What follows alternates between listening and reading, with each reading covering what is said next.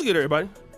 It's your boy, Oshay Duke Jackson, back at it again with another episode of The Celebrity Junk. Amanda Seales may be annoying to many people. She's definitely annoying to me. But I will be honest, Amanda Seales is not a dumb woman at all. She is very, very articulate, and she has a really oblique point of view of things. She's a free thinker. She doesn't mind criticizing NIMS or Republicans. She's somewhere, I think she's more left-leaning, but typically you can find her somewhere in the middle. And she is, again, listening to her intellectually, she's a very, very gifted lady. I don't agree with everything that she says, but without a doubt, very talented, all right? And so Amanda Seales, who is, I believe, half Caribbean, half Black American, made a very interesting point about Black Americans disliking immigrants, okay? And that is what I want to get into today and talk about it. I just find it preposterous for Black Americans to really be on some like, we don't F with immigrants. And I know that there's some who are like, well, they don't F with us, so blah, blah, blah. And I'm like, I just need you to know that it's bigger than that. Like, much bigger than that. And they is a strong word. It's like, yes, there are people. But also, like, this country has never operated without immigrants. Never at any point has this country operated without immigrants, including the white people who came here, because they are immigrants.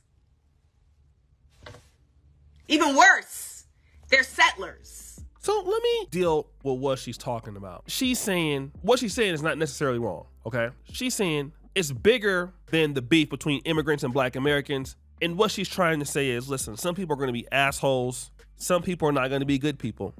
We can understand that. However, that should not keep you from disliking each other, right? That's the first point that she makes. And largely, that's true of anybody. So what she's saying right there is technically not wrong. She also goes into great detail. A lot of people here are immigrants, even the settlers. So the immigrants who are coming in are just like everybody else in the past. Technically, she's not wrong there either. But here is where the rubber meets the road, okay? Let's go back to when she's saying it's bigger than that. Number one, when immigrants come to America, in particular, Black immigrants. Now, it's two sides of the story. Black immigrants can say that Blacks are making fun of them or vice versa. And then Blacks can say that these immigrants don't want to align with them. Okay. The reality is the immigrants that are Black immigrants coming and they're, competing against Black Americans, they don't know them. We have nothing in common with them. So when you don't have something in common with somebody, it is less likely that you feel empathy for them. And that is exactly what happens between Black immigrants and Black Americans. They don't have empathy for us, and usually it can be the same way with them. Now, we have more empathy because they're Black, and so that's how we look at them, but they can't really align with us or connect with us. And so they don't have any understanding of our problems. And so when you can't understand somebody's problems, you don't mind competing for whatever their resources are. And even though they're competing against other Americans, the way that Blacks will take it is these people are here. The reason why they're here is because we opened the door for them. And that's another thing that Amanda isn't addressing. So you're benefiting from what we've already done, and then you don't care about our issues.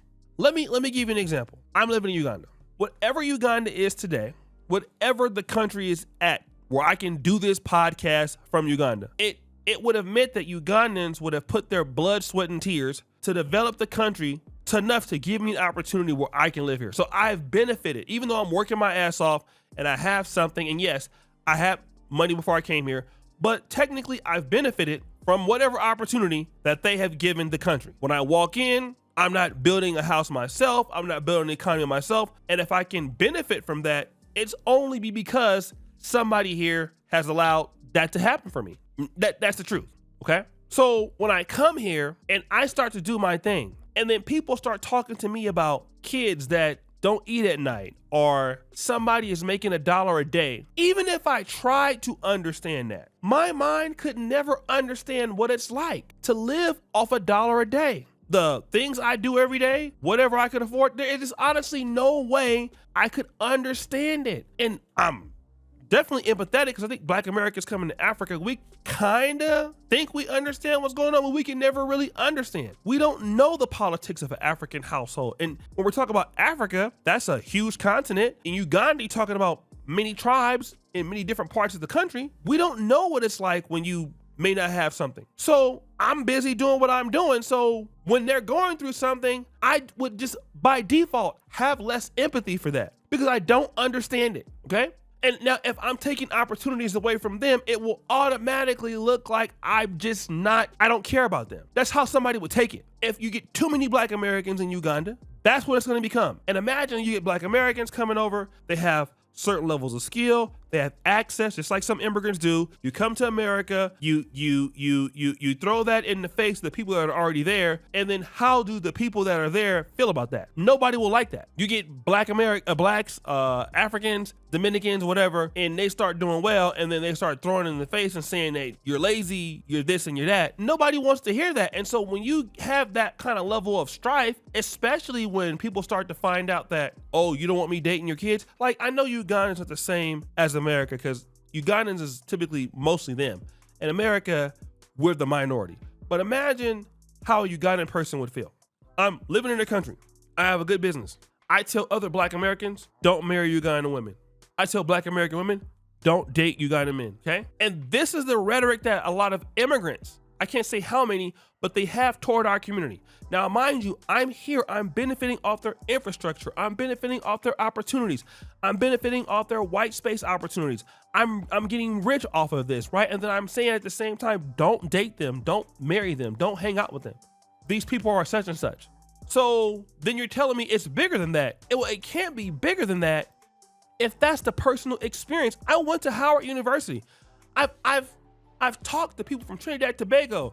They get full scholarships to HBCUs, to Howard, in actuarial science and in medicine. And then their families tell them, whatever you do, don't date Black Americans. And you're at a Black American university. And I'm not saying that's true for all, but how is somebody supposed to feel about that? Like you just can't feel good about that. And then you were here in America not to be friends with me. Or we're gonna be honest, the only groups of people that come someplace to be friends with the population are pretty much the Black diasporans.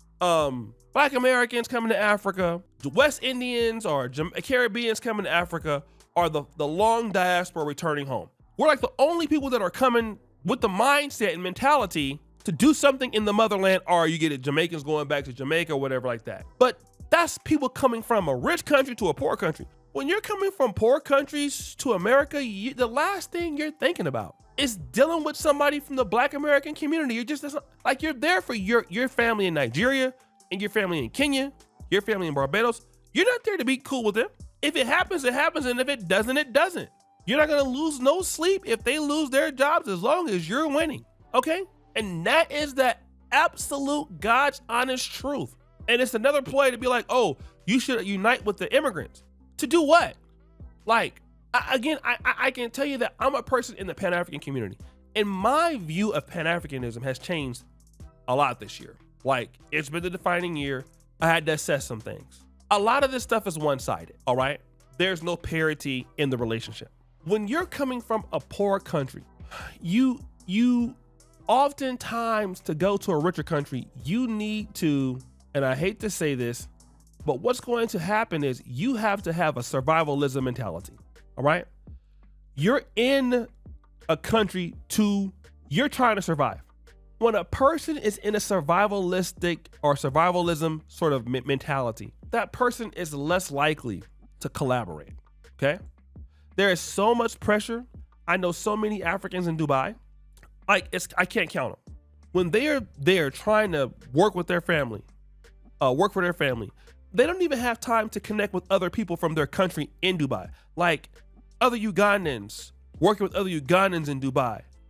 It's like we're trying to all send money back home. Like I didn't come to Dubai to make relationships with other Ugandans or other Nigerians or other Sierra Leoneans. Like, I'm not here for that. It's okay if it happens, but I'm here for me.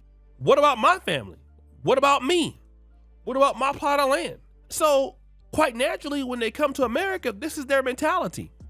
So all of this, let's build the community together. Let's all work together.